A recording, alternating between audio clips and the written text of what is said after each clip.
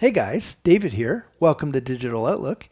In the video I have for you today, we're going to talk about securing your digital assets. So why don't we get to it?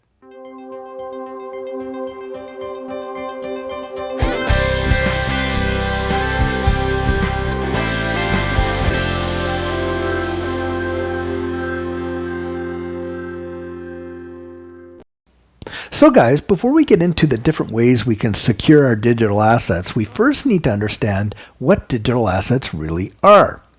Digital assets are not something tangible like physical assets, gold, silver, or traditional currency. These assets aren't available in physical form.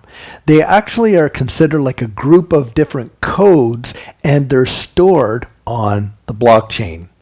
Now, when I say they're stored on the blockchain, I need to be a little bit more specific about that. So for instance, there's different blockchains. The technology is similar, but they are all different platforms. So let me give you an example. Cardano, for instance, on the Cardano blockchain has a native token ADA. Now, ADA is sent and received on the Cardano blockchain. Now, there's another blockchain utilized by VeChain, and VeChain's native token is VET, V-E-T. And VET transacts on that VeChain blockchain. It's the same thing with XRP. XRP transacts on the XRP ledger. These are all digital assets, but they're all operating on their own unique individual blockchains. Now, the reason why it's important to understand this is because each of these blockchains use their own proprietary protocols to send and receive digital assets. So for instance, if you sent ADA to a VeChain address, then that ADA more than likely is going to be lost forever because the VeChain blockchain is not going to recognize the protocols from the Cardano blockchain. So we need to understand how digital transactions work. So digital transactions work with both a public key and a private key. So let's take a look here. All right, so what is a public key? A public key allows you to receive cryptocurrency transactions.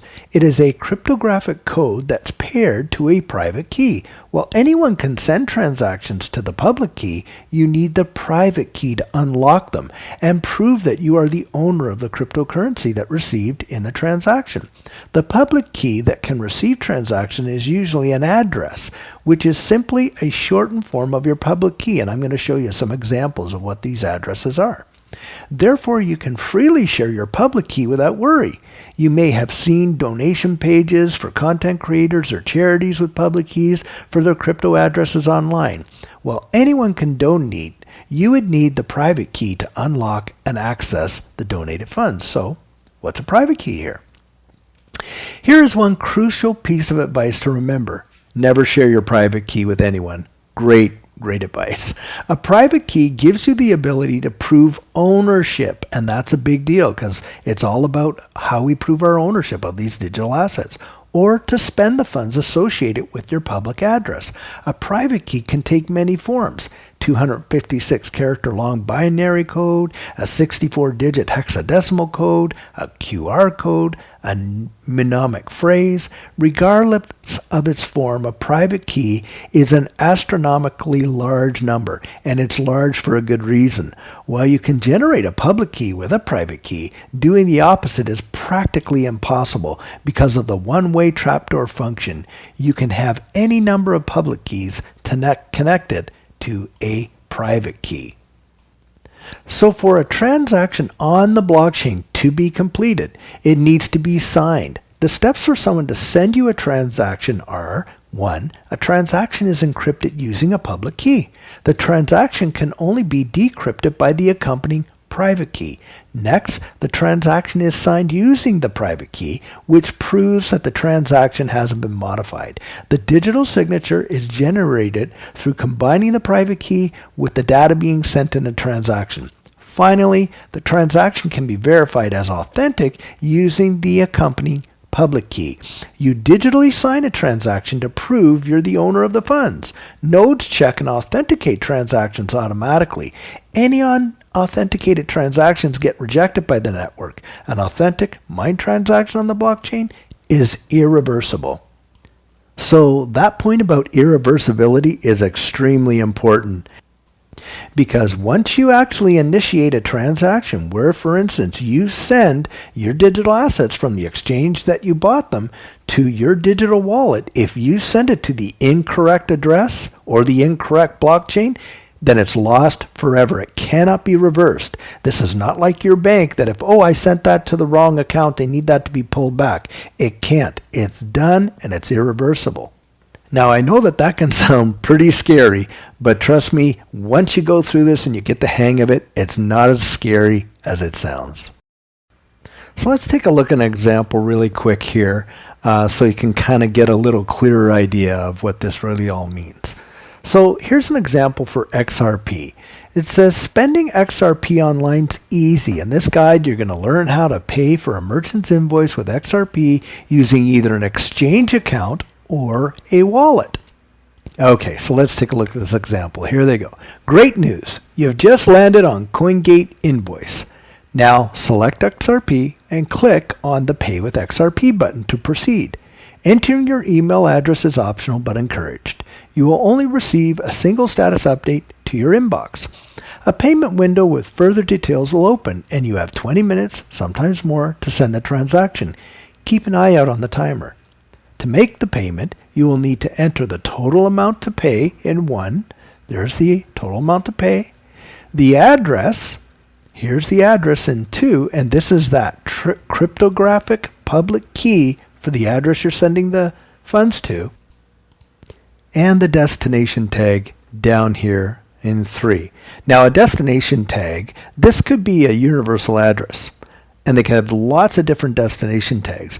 This would be like the name of the bank, and this identifies your account. That's how that works. You can also scan the QR code for, remember they talked about having that QR code, if you're using a mobile wallet, or click on the blue wallet button 5 to trigger, right there, the software wallet on your device. So now they're going to give us an example of an exchange. For this example, we will make a payment using the Binance exchange. First, go over the Funds tab and select Withdrawals option and choose XRP in the drop-down menu. Then copy the receiving address from your merchant's invoice and paste it in XRP withdrawal address field. Do the same with the destination tag. Copy it from the invoice and paste it in Binance's XRP withdrawal tag field. So here's the address that is being sent to, and here's the tag. And that's vitally important, so it goes to the correct account. Here's the amount, and then you're going to click Submit. Now, this is when you're sending funds, like they're using in this example, to a third party for payment, and you're actually using the Binance exchange to custody your XRP. But let's say you've used the Binance exchange to purchase your XRP. Well, now you're going to use the same method to withdraw that XRP to your own individual wallet. And your wallet is going to generate for you one of these public keys, one of these kinds of addresses. And then it's going to utilize a private key to validate the address, but you're going to put that in there. A lot of times your own personal wallets are not even going to need a withdrawal tag, and you're going to put in the amount and withdraw it from the Binance exchange to your own wallet where you can custody your own digital assets. All right, so now that we know what digital assets are and we kind of get an idea of how transactions work, let's take a look at the different types of digital asset wallets. So there are two categories for digital asset wallets. There's hot wallets and cold wallets. Examples of hot wallets are desktop wallets, web wallets, and mobile wallets. And examples of cold wallets can be paper wallets and hardware wallets. Okay, so what are hot wallets? Well, hot wallets are basically the wallets that are connected to the internet, and generally they offer less security. On the other hand, hot wallets offer better accessibility due to their connection with the internet. Even if hot wallets are vulnerable to fraudsters and hacker attacks, they are highly user-friendly. So cold wallets implies that these are wallets that are not connected to the internet. And so as a result, they're serving more like vaults. Now you can use them for everyday transactions. You would connect them up to the internet, make the transaction, then disconnect them. So for types of hot wallets, we have the desktop wallets, web wallets, mobile wallets. Now desktop wallets usually are going to involve downloading an application to your desktop. That application will help in generating a data file for holding the keys of the users, like we were talking about before, the public and the private keys. Users should also create a password for accessing the keys, and desktop wallets offer the advantage of ownership of your key, albeit with risk of physical damage or malware or virus infection. So if your computer got hacked, they might be able to get in there. What about web wallets? Well, web wallets are one of the prominent types of crypto wallets in the categories of hot wallets. You can access web wallets through a web browser without the need of downloading any specialized software or application. With the help of browser access, web wallets ensure accessibility for crypto assets from any location with your password, a device, and a web browser. In the case of web wallets, websites would have ownership of the keys to your crypto assets. However, alternatives like multi-sig wallets offer a certain level of control to users over their crypto wallets. So in a way, you can kind of look at these exchanges that allow you to custody your digital assets on them as a type of web wallet, because you're going to access that exchange through a web browser with your password and whatever, and you might be able to use, like a 2FA authenticator or something like that that would kind of give you more security. But the issue with those types of wallets is that you don't hold the private keys. And there's a saying in the digital asset space, not your keys, not your crypto. Essentially what that means is that they control it. So let's say there's something like an internet blackout. Well, at that point, you're not going to have access to your digital assets. And another thing to consider is that website or that exchange could get attacked. And if that does happen, these exchanges, a lot of them do have some insurance to protect you, and they do use cold storage themselves. But it could be a long time before you get access to your digital assets, even if you get them all back. So unless you're trading regularly, every day or at least twice a week or something like that, then it's probably more beneficial for you to actually store your digital assets on a cold storage device. But we'll get there in a few minutes here. Okay, so mobile wallets. Well, mobile wallets are also one of the crucial crypto wallet categories in hot wallets. Function similar to desktop wallets. You have to install a mobile application on the phone, which would serve as a hot wallet. Mobile wallets present better flexibility for exchanging funds while presenting some security risks. All right. So let's take a look over here at cold wallets. Now, you don't really see this type of cold wallet too often, a paper wallet, but let's just take a look and see what it is. The name obviously here, it says it gives it a lot away.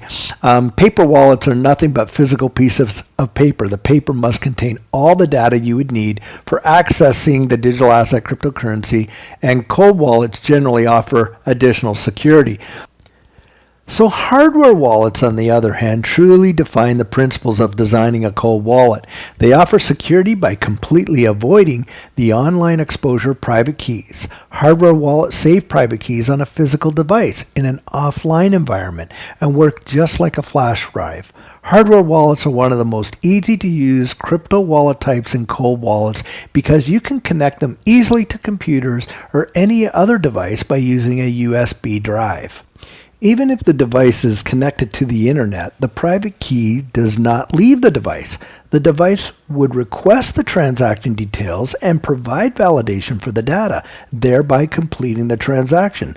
Then, the transaction details go to the online network where it is documented. Some of the popular hardware wallets which are in use presently include Trezor, Ledger, and many others from different manufacturers. And I'm going to show you a few of those.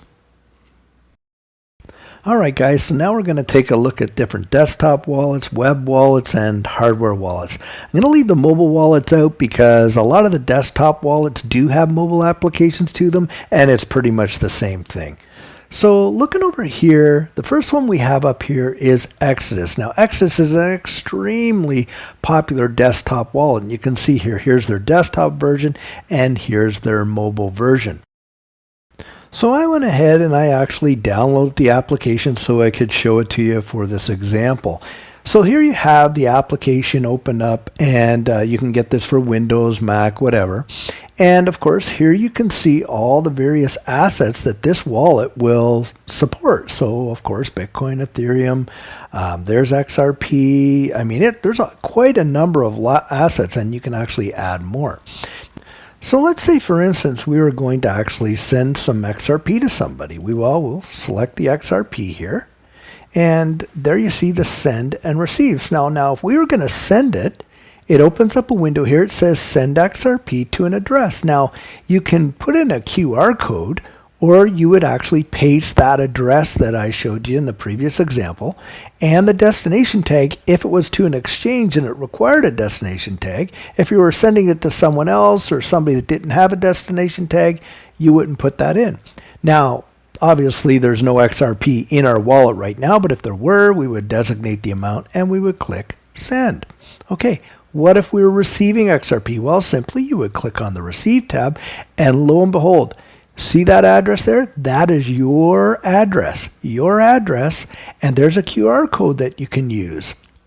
Now, if you are withdrawing XRP from an exchange, like in that Binance example that we use, that's the address that you would put into the sending space on Binance. Because Binance, you're sending it from Binance to your personal wallet right here. So that's the address you will use. Now, interestingly enough here, you can actually view this on the blockchain. So you click that, it opens up a web page for you. Now, if we had any transactions or amounts on there, they would show up in here.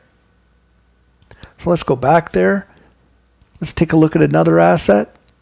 Why don't we go and take a look at what it would look like for Cardano. So here's Cardano. We're going to open that up. Again, you're going to click the send. It's going to ask you for the Cardano address to send it to, and you would put it in there. How about the receive? Well, here's something I really want to point out to you now. So remember when I talked to you about if you sent Cardano to VeChain and they wouldn't recognize it? Well, here's why. You notice how with XRP it had an address? Well, look at this address. Completely different with Cardano. And that's why you couldn't send Cardano to VeChain, because it uses a completely different protocol system with a completely different style of address. Okay, so let's go back to the main page. All right, so there's some other things in here that are really great that you can see. It'll show the highest balance of what you have, your portfolio, what's going on, what your best asset in the last 24 hours was. You can see here's the price action tab, here's the portfolio tab, so it'll break down in percentage of what you would hold in your portfolio. So this is actually quite a really good, very popular desktop wallet for your digital assets. But remember this, it still has the vulnerability of being hacked if your computer can catch a virus, and it can get hacked. So it's not the same rock solid security like cold storage is, but we'll get into that in a minute here. Okay guys, let's take a look at another one of these desktop wallets. So here we have Atomic Wallet. An Atomic Wallet is going to have pretty much the same features that Exodus Wallet did. It's going to have all the various assets, the send and receive functions. You can see it has a mobile device as well as a desktop device. You got your wallet exchange, you're going to have the history, staking, all that kind of stuff. This is actually a very good one as well. All right, so here's another one, Garda Wallet. And again, it's going to have all the same features as the other one did. They're going to show your portfolios. They're going to show your balances. They're going to show the changes in your assets, all of that, the up-down action, all of that. All of these wallets are going to do that. So what it comes down to, it's more of a preference, just like a preference of using Chrome browser or Firefox or Internet Explorer. It's all that kind of thing when it comes to these desktop wallets. So the next wallet to take a look at is these web wallets. Well, one of the biggest and most popular ones that integrates with your browser is called MetaMask. And it has all different kinds of features. It works with those swaps, so Uniswap, PancakeSwap, Sunday Swap, all those different swaps. It does that. You can buy crypto through it. There's a community. You can get support, frequently asked questions, all that kind of stuff. Now, I actually have it right up here on my browser, and I use Brave browser. And let me see if I can get that. Yeah, there it is. So it's basically like a little add-on or application inside the browser. I would put in my password, it would open it up, and lo and behold, I'd be in my wallet. Now that's a web wallet. Now I myself don't really use this for very much at all. And I'm not a real big user of the decentralized exchanges. Not that I think they're bad, it's just I don't really use them. But there are times when I've had to access some things through it, so I have that there, but I don't keep any assets really on there. The next ones that we're going to get into are the ones that I think are the primary ones that you'd want to use on a regular basis, and that's going to be the hardware wallets. Okay, so now let's take a look at these cold storage hardware wallets, the most secure wallets that there are. All right, the first one that I have here is Ledger. Now, Ledger is probably the most popular one of these that there are, and I actually use it myself. Now, what it actually is, there's a few different versions of Ledger. There's a Ledger Nano S, there's a Ledger Nano X, so there's different versions, but basically what it is, they have all these various applications for all the different kinds of digital assets that there are, and on this thing, you actually store your own private keys. It never leaves the device, and that includes even when you connect it to the internet to use it. Now, the thing to really think about when it comes to these hardware devices, or any of these wallets for that matter, is you're not actually storing your digital assets on the device, because your digital assets are registered on their various blockchains. What is being stored on these devices are your private and public keys, and primarily the private keys, so that you can prove ownership of your digital assets. So Ledger here has a promo video to explain their product, so why don't we give that a listen. Hi, can I ask you something about cryptocurrencies? Do you know what's really important when you're buying? Two things really matter: security and ownership of your coins. Alright. What counts is the key that gives you access to your coins, your private key. The person who has access to this key really owns the associated coins and can do whatever he wants with them.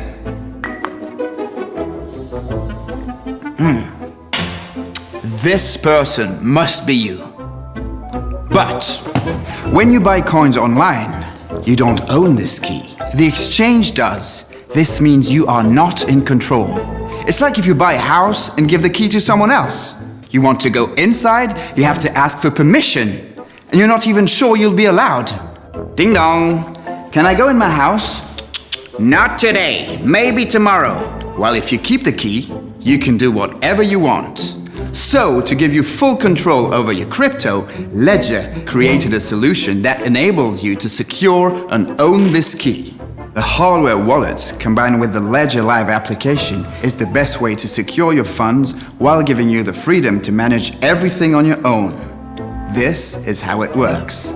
Your private key always remains offline in the hardware wallet. Nobody can access it or use it except you. You'll need this key to access Ledger Live main services, just like in a house where the master key gives you access to all the rooms and facilities. With Ledger, buy, sell, manage, exchange crypto, and earn interest without ever compromising the security of your coins. That's it. Couldn't be more simple.